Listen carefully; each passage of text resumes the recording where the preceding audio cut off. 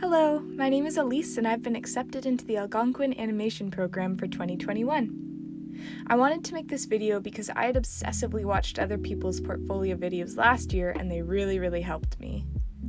I actually applied to 3 schools and you'll be seeing all 3 portfolios today, but I only got into Algonquin, which honestly I'm okay with because it was my very close second choice.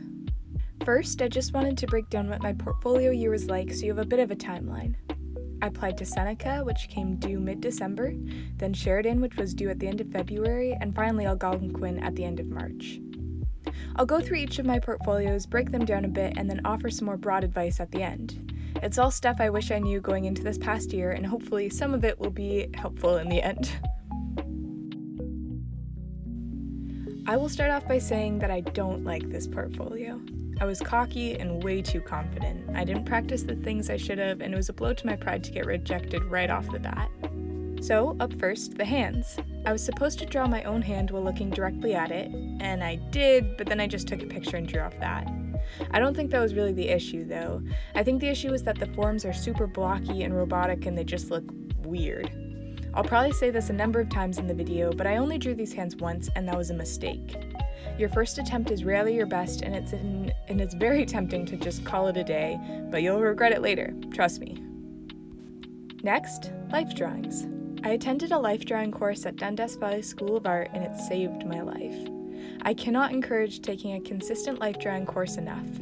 Online resources are good, and I use them to practice, but you will find you improve in a way that only in-person classes can make you if you do. I honestly still like parts of these drawings, but there's some clear issues with the faces and the faces and the lack of detail in the hands and feet. I had to submit this portfolio before the DVSA course was over, but all my life drawings I used for the 3 portfolios came from that class, though mostly from the last couple weeks of the class. Up next is and I'm trying to be nice to myself here, but ugly little object drawings. I can't really offer advice for these because I rarely draw objects, and I probably haven't improved very much since I did these. I would suggest practicing and researching how to draw objects in perspective well, something that I clearly should have done more of. Now we have my first attempts at room drawing. I had to draw a room in my house from 2 different spots, and because I'm a simple little fool, I chose my living room, which is full of weird things like a window alcove that messed with my perspective, as well as little knickknacks that took skills I didn't possess at the time. I'm more of a character artist kind of person, and drawing things I'm not immediately good at stresses me out, so while I tried to practice a bit of layout drawings before the portfolio season, it wasn't enough, and I never tried to learn any of the methods. I just tried to draw cool rooms however I wanted. I advise you to force yourself to practice this skill if you're also inexperienced, like me. It's very clear when someone doesn't know what they're doing with these layouts. And finally, my 2 personal works. I don't have much to say about the portrait other than you'll see it again in the other ones, and as for the animation, I like it. I should have done better lighting and cropped it, but I was pressed for time and traditional animation photography sucks my soul. Not an excuse though, don't be like me. I got some feedback from an art teacher and he wasn't a big fan of the stylistic smear frames I did, but I liked it so I used it. But I guess Seneca didn't like it either. Overall, this portfolio could have been much better, but the rejection was a wake-up call and really pushed me to work insanely hard on the next portfolio, which was Sheridan. First of all, here's my score sheet. I got an 84, but I needed an 89 to get in. Honestly, I'm proud of my mark. It was a really competitive year, and I know that not everyone scores that high on a first attempt. I'll show you all the work and offer any thoughts and advice I can think of, but just like these figure drawings, I'm not really sure what to say. They want details in the hands, feet, and faces for the longer poses and good, dynamic, strong line work in the short poses. Other people can elaborate better on it. Other than that, I don't know. Like I said, take a class, it really helps. For the hand drawings, you had to do a hand holding a small object, then throwing it. I had hunted around my house for little things and finally settled on a spinning top. I don't regret this, but also an easier object shape probably would have been better. This is one of the ones that I redid like 3 times. You can see the improvement for the final. I don't love drawing hands like this, so I truly did have to force myself to do it multiple times, but it was worth it because a 9 out of 10 score is good. A lot of other videos talk about what they're looking for, but I'll just mention that you should try to make the hands look like it's the same hand, throwing the object just in a different position. Character rotation time. I love character design, but I've always leaned away from the cartoony stylization, which I've really had to fix in the past year. My advice would be to have fun designing characters and don't settle until you find someone that you have fun drawing, but remember to keep it fairly simple and broken into simple shapes. Mine's not really broken into shapes, but I think she looks cool. I love my starlit lady, and her personality shone through while still being an interesting design. I only got a 12 out of 15 here, so take my words with a grain of salt. I think my rotation wasn't consistent enough, but I'm not sure what I'd do differently other than practice more. The other piece of advice I can offer is to use yourself as a reference. I have a bunch of stupid videos of myself in heels trying to contort into her pose and spinning around. It really helped me with the idea of constant rotation and served as a good base reference. For the short animation, we were given this little walkie-talkie and told to use 24 to 48 frames to make him do something. This was the last piece that I did because I was so intimidated by other people's animations. I have not come close to mastering digital animation, so I stuck to my more familiar traditional 2D paper. I'm actually super happy with the results. As any portfolio video will tell you, they mainly look for the 12 principles of animation and maybe a bit of creativity. I think mine's quite a bit of creativity, and they liked it, I think, but I'm not sure if that's the part that they liked or if they liked something else about it. I personally just like the little man's run.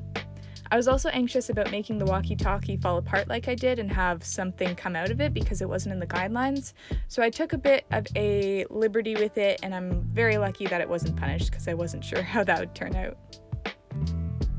The storyboard prompt was "Beauty is only skin deep." I brainstormed with my family, and it was my dad who came up with this winning idea. I think it's funny and kind of different, but it's also my lowest scoring piece in the portfolio. I'd advise to try to make the character that they give you constant from frame to frame, and also give them lots of different shots and perspectives. There's definitely room for mine to be improved, but I'm not really sure what else to say about it. Also, fun fact, you get to name the character, and I went with Leonard, because for months I was referring to him as LRB in my head, otherwise known as Little Rat Bastard. I don't like Leonard. He plagued me for a while after the storyboard was done.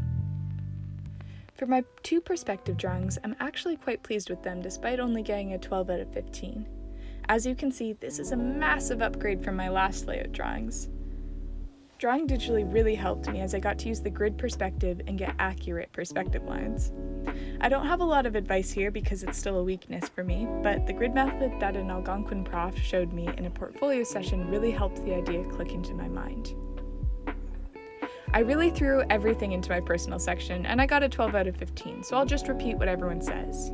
You want to showcase not just your art, but your art.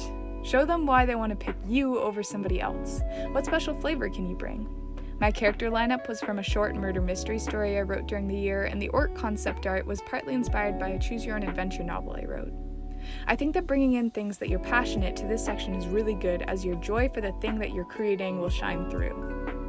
I'll talk about it more at the end, but obviously I was really disappointed I didn't get into Sheridan. However, I was really proud of my improvements and my efforts in the end. And finally, the portfolio that got accepted. Working on this one was kind of hard because my motivation tank was well below empty after working on 2 portfolios and getting rejected from both, and I was running purely on the fear of failure and the stubborn will to succeed. You get to see these life drawings again. Not much to add, so enjoy. The self-portrait was another thing I redrew multiple times. I drew it while sitting and looking at myself in a mirror, and so that's why the angles are like that. I like my final choice, and I would advise people not to be discouraged when they look at themselves for too long and forget what they really look like. It's fine, and your portrait will be good. Don't worry. Both the hands and the feet I got my sister to model for, and that was a good idea. References are an absolute must. Practice your anatomy, and don't be intimidated by the number of hands and feet you have to fit on one sheet of printer paper. I reused my layout and then added a 3rd because they suggested 3 to 5, I think. You didn't have to have a character in all of them, but I like the characters, and I think it adds a bit of drama and story to any setting. And a lot of my personal work here is the same, so enjoy. With the Algonquin portfolio, you need to do a drawing aptitude test. I'm not sure if it's the same every year, but this year we had to draw a character sitting at some sort of workstation environment, like a pilot at an airplane control panel or an artist at a desk. I was listening to Dimension 20 Fantasy High while working on this, and that influenced it a lot. I also just love fantasy. This wasn't my original idea, though. I made a whole document brainstorming many ideas, and then started working on a fallen angel playing a pipe organ in a cathedral. Dramatic, I know. But I had started drawing it on paper and was struggling with the perspective, so I switched, and it was a great idea because I got to draw a buff warlord woman, which is always a win. I advise people to be flexible. Changing ideas last minute was a bit of a gamble on time, but in the end it paid off. And finally, Wendy. Wendy is a character that we were given and told to put into multiple different sports poses. You were meant to change her hair and her clothes for the different sports, but keep her original design and proportions as close as you could. I could not have done this without Google Images and their many pictures of sweaty athletes. I cannot say how excited I was to be accepted into Algonquin. I'm so happy to get to go to Ottawa in the fall and continue learning about this wonderful art form. And now for my general portfolio advice, basically just a list of things that I wish I knew this year or at the start of this year, and things that I need to remind myself. 10 portfolio critiques. I went to a virtual Algonquin one, and the professor I briefly talked to very kindly tore my layouts to shred, which was not only hurtful and brought me crashing off my disillusioned pedestal of pride, but lit a fire under me to improve, something that proved key in my future portfolios. All this to say that getting honest critiques from people with knowledge and experience is very, very helpful, and your pride will take the hit, and it will help you in the long run. Let yourself still enjoy art. I didn't do a lot of personal work or fan art during this time, but when I did, it was enjoyable and let me remember why I was putting myself through all this. Art is supposed to be fun, and you shouldn't feel guilty for making something just for yourself. Join the Discord server. I did not have Discord before this year, and I was kind of scared because I assumed that Sheridan was so competitive that everyone would be mean and cutthroat and sabotaging, but it was such a nice community to interact with, get critiques and praise from, and also commiserate with. Community is great during portfolios, and I would highly recommend anyone to join it. Practice the stuff you don't want to. Please, you'll thank yourself. That's probably one of my biggest regrets from my pre-portfolio time. And I'm saying it one more time, draw things multiple times. Draw it and come back to it and see the flaws and be okay with restarting. Have someone make suggestions and be okay with restarting. Restarting is not a bad thing, it makes you better. You always hear start early and don't procrastinate in these kinds of videos, and I 10,000% agree with that. I'm an anxious worker, and so I didn't procrastinate and I worked really hard consistently, yet I was still cut close to all the deadlines. That's okay. My advice on top of the general don't wait to start is to find a work balance that will make you not hate yourself afterwards. And what I mean by that is this. I got rejected by Sheridan, my dream school, and it sucked. But after I got over my disappointment, I was glad to see that I wasn't beating myself up like I had after the Seneca rejection. I knew that I'd put in all the work I could. I had gotten up early, sacrificed time with family and friends, and put in the late nights.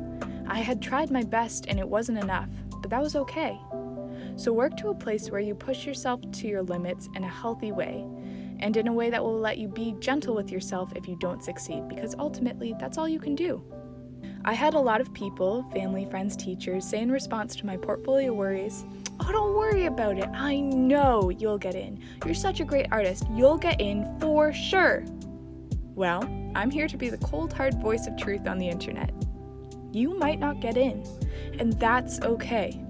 Now, this isn't to discourage you or dissuade you from trying. It's the opposite. I saw an astronomical improvement in my art throughout the course of this year. I learned new skills and pushed my limits, and I'm proud of myself. It's okay not to be accepted, and not everyone will be. That's how this works. So try your best, be kind to yourself, and know that no matter what, you should be proud that you're even trying to chase your dreams. It's very cliche, but it's very true. I wish everyone applying this year the best of luck, and if anyone from my Algonquin class for this year sees this, I can't wait to meet you. Thanks for watching. This is the first video on this channel, but I'm planning on posting some more content, all art and animation, and probably some history related. So like and subscribe if you're curious. Thanks for watching.